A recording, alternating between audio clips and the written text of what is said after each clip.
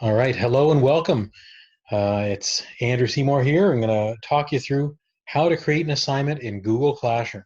This may seem on the surface like a very straightforward task, and it is, I suppose. But I'm gonna take you through a few of the features of Google Classroom and really kind of help you understand not just how to create any old assignment, but create an organized one that your students will appreciate, that you will appreciate, one where your content can sort of all be in one place and sort of just how powerful that can be. So um, this is just my sort of title slides. We're actually not actually gonna. This is not a slideshow. Today, this first video, it's a four-part series. One, how to create an assignment, adding supporting material, creating new material, and due dates, rubrics, and feedback. And so in this first video, this is the first of four videos, I'm simply going to talk about how to create an assignment and what that looks like. So I guess this is because it's introductory. I'm also going to do a little bit more introduction here. So over here, I'm going to feature at the beginning of each of the four videos. This is a sort of my outline of what I plan to cover. This here is what we're going to be doing in this video.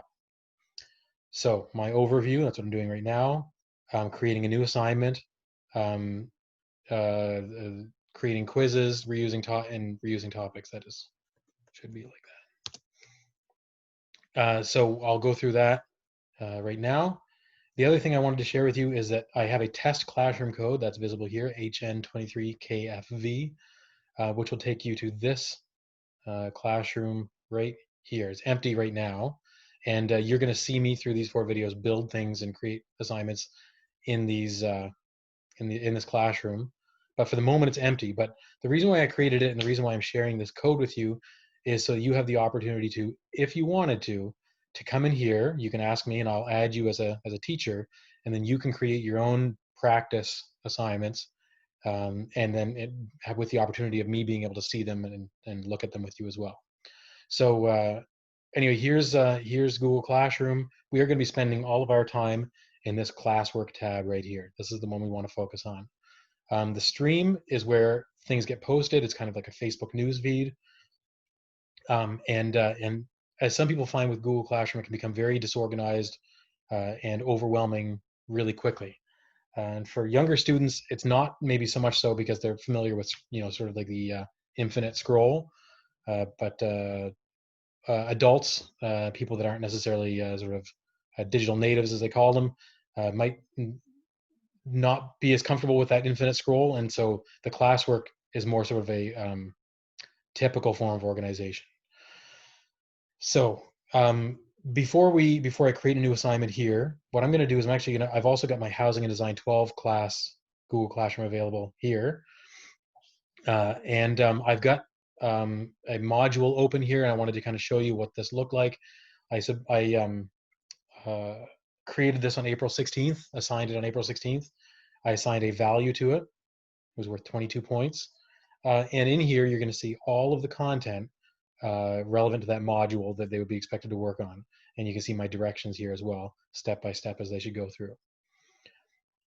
So this is an example of what a Google assignment might look like when it's all finished, but we're not quite there yet.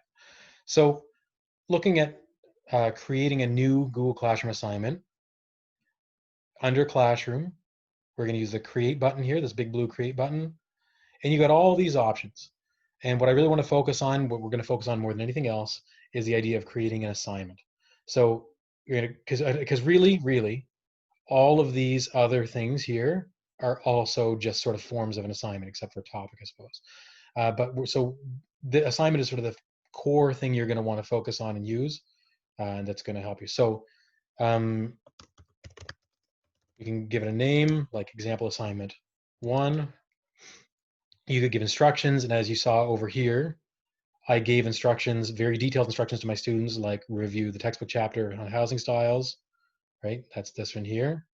Watch my presentation video. That's this one here. I give all the instructions. So we can give whatever instructions we want, right? And then over on this side, you're going to see we can choose who to assign it to. We can assign it to groups of students or just all of them.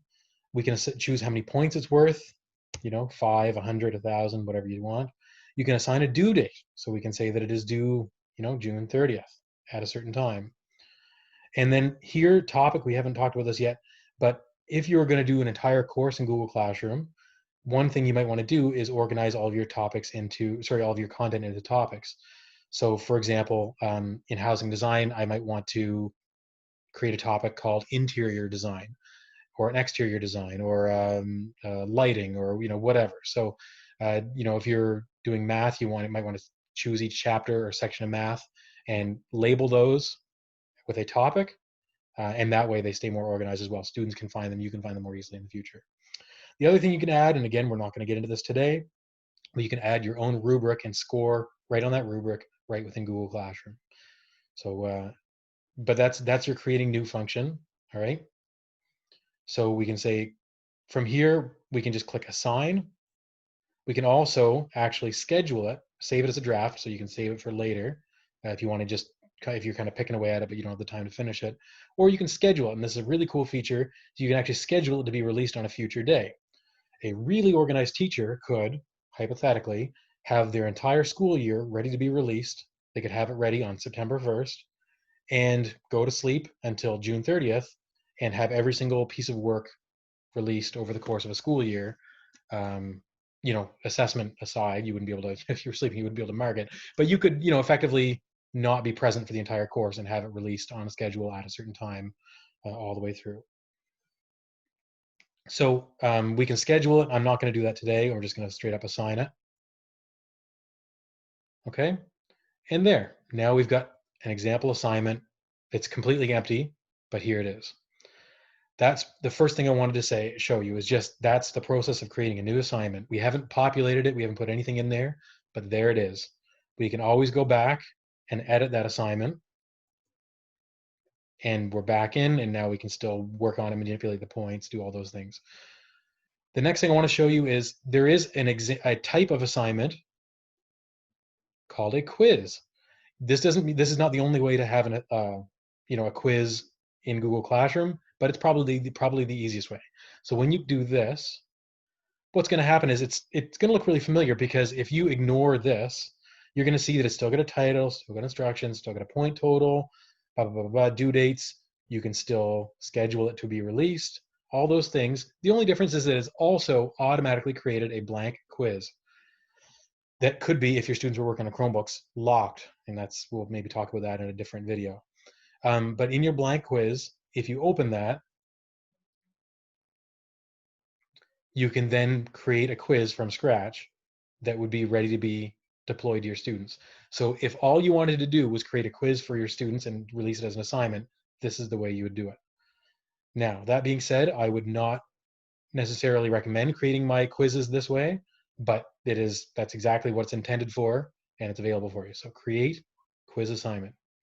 You can also ask your students questions. You can also just create material posts, and that is where there's nothing to be due, but it's just, say, a chapter out of a textbook, or a section of material, or a video to be viewed, or whatever.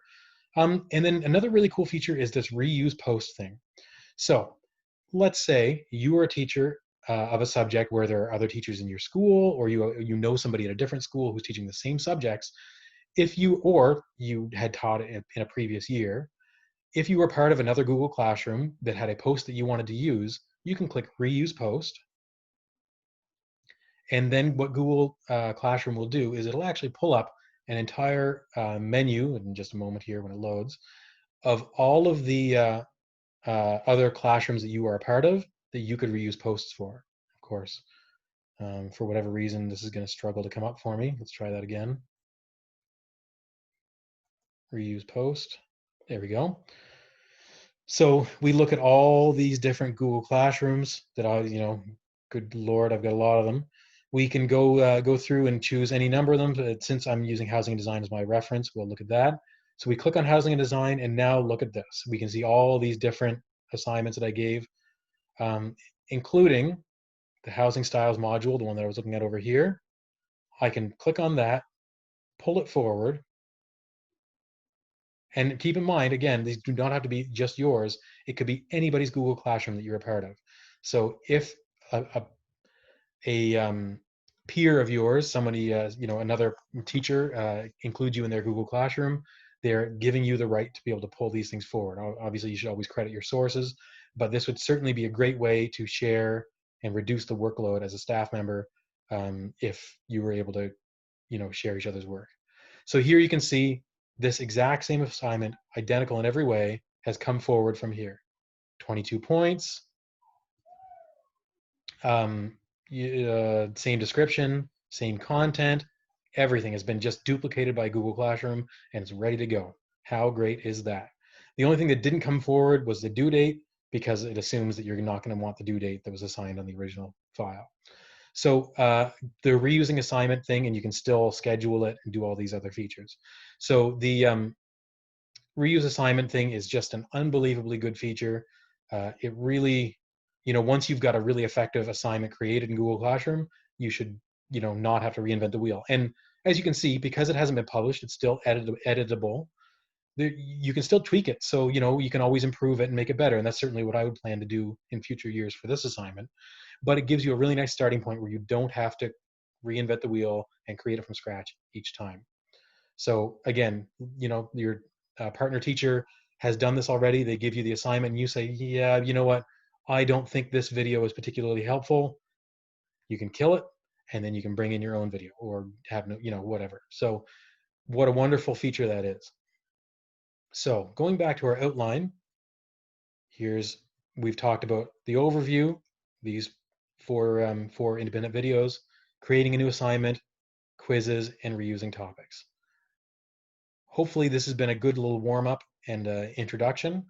Once again, what I would recommend doing, just going to close out of some of these things, what I would recommend doing is adding yourself using this Google Classroom code to my PD Google Classroom, and then you can practice creating assignments with no impact on students. There's no students, there's nobody in this classroom except for me right now. So you can create new assignments, without any kind of fear of, but also with the power of knowing that if you ask me or another teacher for feedback, they could come in and look at what you've done and help you. So I really encourage anybody who's looking at this video to do this, to use a test classroom code and go from there. Okay, I think that's the end of this video. Hopefully that has been a helpful start. And like I said, in the next video, video number 2, we're going to look at adding supporting material, starting with an overview, but then adding PDFs, other documents, slides, photos, blah, blah, blah, blah, blah. Thank you very much, and hope you enjoyed it, and we'll see you in video number 2.